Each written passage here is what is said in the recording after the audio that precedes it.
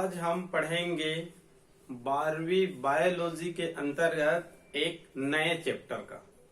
उस चैप्टर का नाम है बायोडायवर्सिटी एंड कंजर्वेशन, जैव विविधता एवं उसका संरक्षण।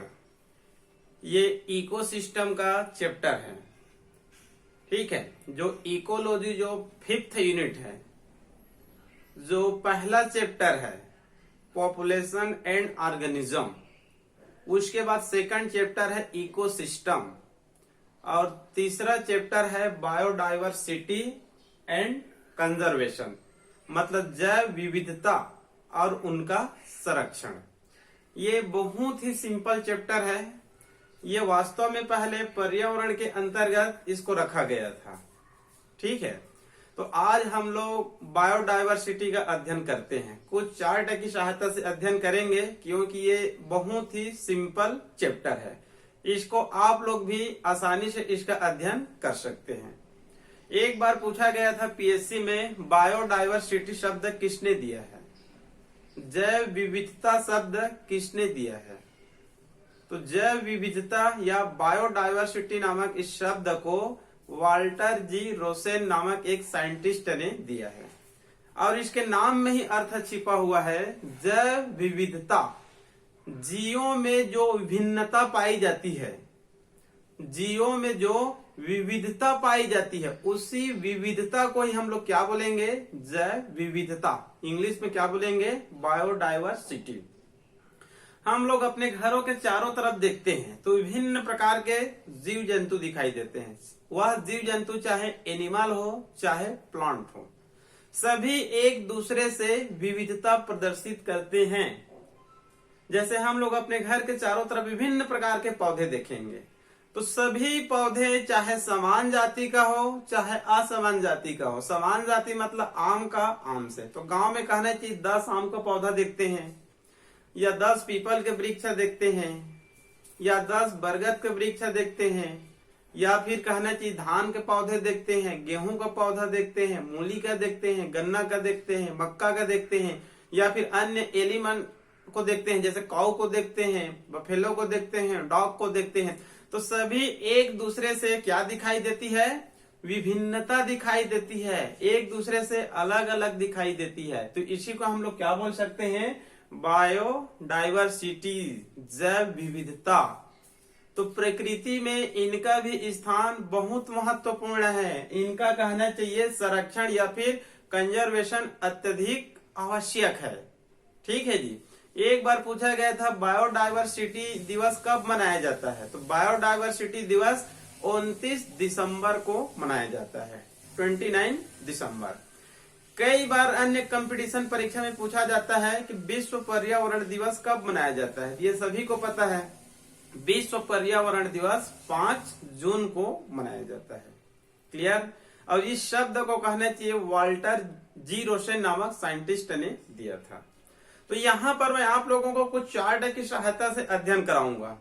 ठीक है, तो ये इंट्रोडक्शन के बाद आप लोग को मैं बता रहा हूं बायोडायवर्सिटी ऑफ द वर्ल्ड, उसके बाद है बायोडायवर्सिटी ऑफ द इंडिया, मतलब पूरी विश्व में कहना चाहिए बायोडायवर्सिटी कितनी पाई जाती है। ठीक है, जो टोटल कहना चाहिए एनिमल है और टोटल जो प्लांट्स है, दोनों को मिलाकर हम लोग बायो बोलते हैं, जीव बोलते हैं। ठीक है, तो हम लोग 11वीं में भी कई बार अध्ययन कर चुके हैं कि टोटल कहना चाहिए वर्ल्ड में, टोटल विश्व में जीवों की प्रजातियों की संख्या 50 लाख के आसपास है, मतलब 5 मिलियन के आसपास है। ठीक है, लेकिन इनमें से वैज्ञानिकों का कहना है कि अभी तक केवल 20 लाख प्रजातियों की पहचान हो चुकी है। मतलब पृथ्वी में पूरे विश्व में 5 मिलियन के आसपास है। 5 मिलियन मतलब 50 लाख के आसपास, लेकिन उनमें से सभी का अभी खोज या पहचान नहीं हुआ है। उनमें से केवल कहना चाहिए 20 लाख या फिर 2 मिलियन प्रजातियों का क्या किया जा चुका है, खोज किया जा चुका है। क्लियर। तो आप लोगों को मैं एक टेबल की सहायता से बता रहा हूं। ठीक है, इनको लिखना संभव नहीं है दिन भर, क्योंकि कहना चाहिए यहाँ पर देखेंगे विश्व में कितनी होती है और इंडिया में कितनी होती है। इसके लिए मैं आप लोग को एक चार्ट की सहायता से आप लोग को बता रहा हूं।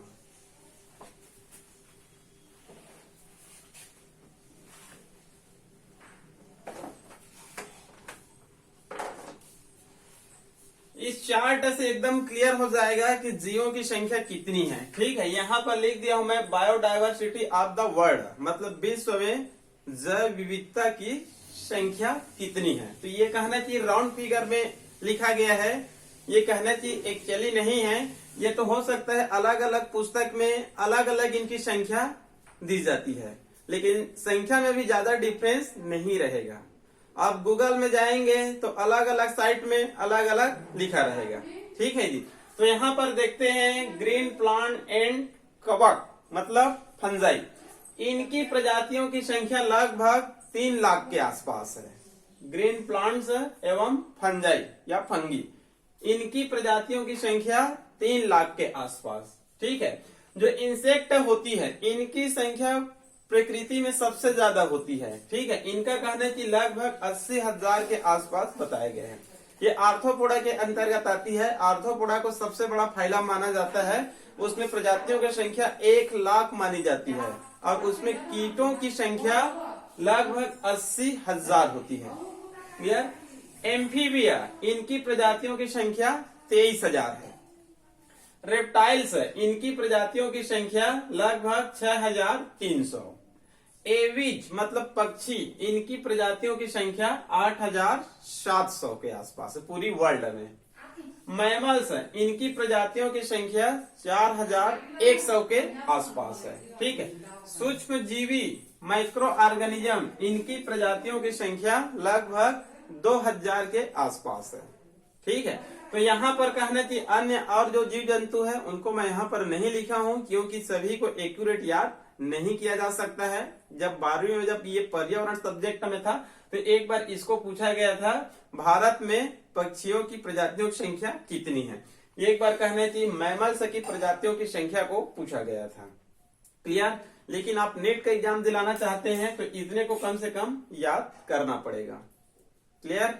उसके बाद है बायोडायवर्सिटी ऑफ इंडिया, भारत में कहना चाहिए बायोडायवर्सिटी की संख्या। ठीक है, ये तो हो गया वर्ल्ड का, और ये कहाँ का हो गया, हमारे देश का। अलग अलग देशों में बायोडायवर्सिटी की संख्या क्या होती है, अलग अलग होती है। किसी देश में अधिक हो सकती है, किसी देश में कम हो सकती है, किसी देश में मध्यम भी हो सकती है। तो कहना चाहिए बायोडायवर्सिटी की दृष्टि से देखेंगे तो हमारा देश कहना चाहिए बहुत अधिक यहाँ बायोडायवर्सिटी पाई जाती है, क्योंकि भारत कहना चाहिए एक बड़ी देश है।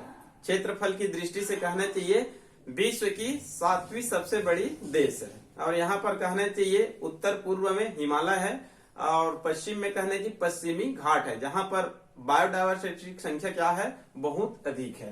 तो यहाँ पर देखते हैं बायोडायवर्सिटी ऑफ इंडिया।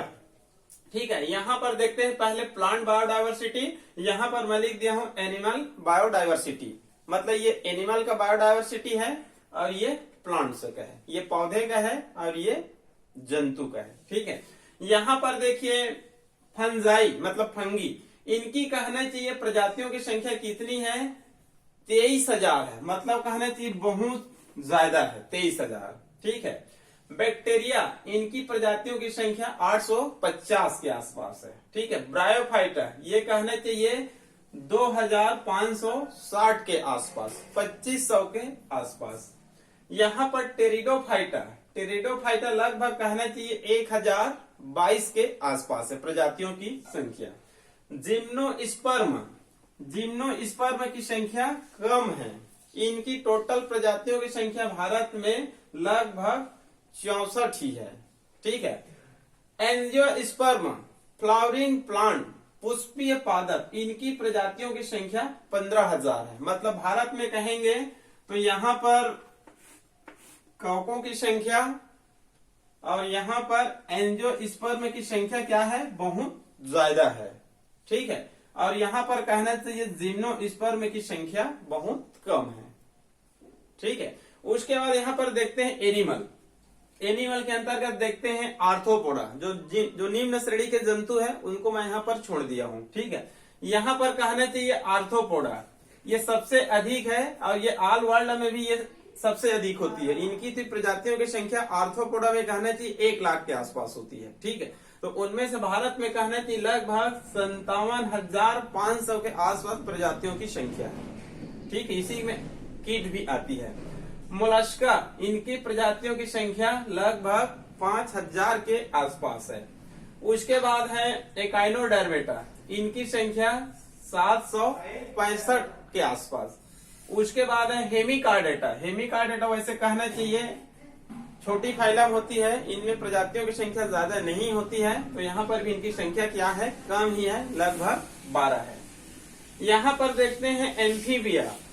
एम्फीबिया के अंतर्गत फ्रॉग आती है, तो इसमें कहना चाहिए 204 है प्रजातियों की संख्या। रेप्टेलिया, इनकी प्रजातियों की संख्या 428 के आसपास है। ठीक है, जिसमें कहने की स्नेक आती है, टार्टोस आती है, क्रोकोडाइल आती है और सिटकिली आती है। एविस मतलब पक्षी, इसी को एक बार कहना चाहिए पूछा गया था भारत में पक्षियों की प्रजातियों की संख्या, तो टोटल विश्व में कहना चाहिए 8,700 है। और यहाँ पर कितनी है, 1,228, मतलब 1200 के आसपास दिया गया था ऑप्शन में। ठीक है, मैमल्स, इनकी संख्या कहना चाहिए 372 है। ठीक है, यहाँ पर देखेंगे टोटल वर्ल्ड में मैमल्स की प्रजातियों की संख्या 4,100 है और भारत में कितनी है, 372 है। मैमल्स को आप लोग याद रख लेंगे और कहना चाहिए एविस को भी याद कर सकते हैं। ठीक है, यहाँ पर जिम्नोस्पर्म की संख्या को भी याद रख लेंगे। ये हो गया आप लोगों का वर्ल्ड में कहना चाहिए बायोडायवर्सिटी की संख्या, और यह हो गया भारत में बायोडायवर्सिटी की संख्या। यह हो गया प्लांट्स और एक हो गया एनिमल। क्लियर। उसके बाद हम लोग अध्ययन करेंगे types of biodiversity. Types of biodiversity, biodiversity का प्रकार देखेंगे। ठीक है, तो बायोडायवर्सिटी कहना चाहिए जनरली तौर पर 3 प्रकार की होती है। ठीक है, पहला प्रकार क्या है, यहाँ पर नाम को याद रख लेंगे। बायोडायवर्सिटी 3 प्रकार की होती है। पहला क्या है, जेनेटिक बायोडायवर्सिटी। सेकंड क्या है, स्पीसीज बायोडायवर्सिटी। और तीसरा क्या है, इकोसिस्टम बायोडायवर्सिटी, या फिर इसका दूसरा नाम होता है कम्युनिटी बायोडायवर्सिटी। ठीक है, 3 प्रकार है। पहला है जेनेटिक बायोडायवर्सिटी, सेकंड है स्पीसीज बायोडायवर्सिटी और तीसरा है इकोसिस्टम या फिर कम्युनिटी बायोडायवर्सिटी। और ये जो इकोसिस्टम बायोडायवर्सिटी होता है उनको आगे चलकर पुनः 3 प्रकारों में बांट दिया गया है, मतलब अल्फा, बीटा, गामा। ठीक है, तो इन तीनों प्रकारों को हम लोग अध्ययन करते हैं, टाइप्स ऑफ बायोडायवर्सिटी।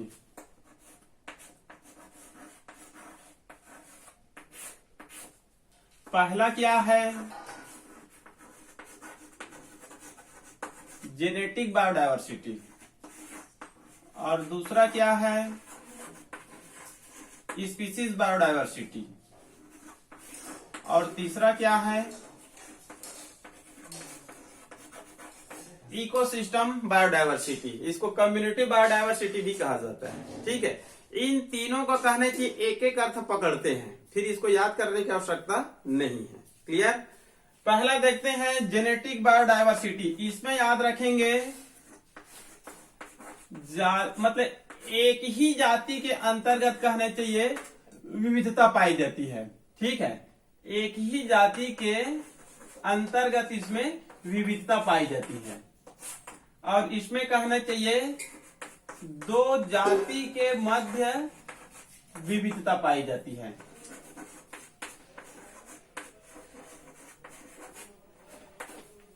देखिए, पहला है जेनेटिक बायोडायवर्सिटी, सेकंड है स्पीसीज बायोडायवर्सिटी। ठीक है, इसको याद रखेंगे। जो पहले वाले हैं आनुवांशिक बायोडायवर्सिटी, इसमें विविधता कैसे पाई जाती है, एक ही जाति के अंतर्गत विविधता पाई जाती है। जैसे मानव का मानव के साथ।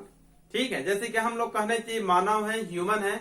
आप लोग आसपास में कहना चाहिए मानव को देखिए या फिर अपने घर में देखिए, सब हम लोग एक दूसरे से क्या दिखते हैं, विभिन्नता दिखाई देखते हैं। किसी घर में कहना चाहिए 10 सदस्य है तो 10 अलग अलग दिखाई देंगे।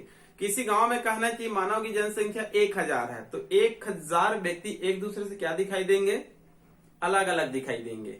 घर में कहना चाहिए, यदि कहना चाहिए काऊ है 5 काऊ है तो उसको देखिए सब एक दूसरे से अलग अलग दिखाई देंगे। यदि हेन को देखते हैं, डॉग को देखते हैं, बफेलो को देखते हैं, एलिफेंट को देखते हैं, टाइगर को देखते हैं, कोई भी आप एनिमल को देखिए या फिर पौधे को भी देखिए। 5 कहना चाहिए, नीम का पौधा है, 5 को देखिए, एक दूसरे से क्या दिखाई देगा, अलग अलग दिखाई देगा। ठीक है, मतलब एक ही जाति के अंतर्गत जो विविधता पाई जाती है तब उसको हम लोग क्या बोलेंगे, जेनेटिक बायोडायवर्सिटी। एक ही जाति के अंतर्गत जितनी भी जनसंख्या होती है उसमें विविधता पाई जाती है तब इसको हम लोग क्या बोल देंगे, जेनेटिक बायोडायवर्सिटी। क्लियर, एक ही जाति के अंतर्गत याद रखेंगे।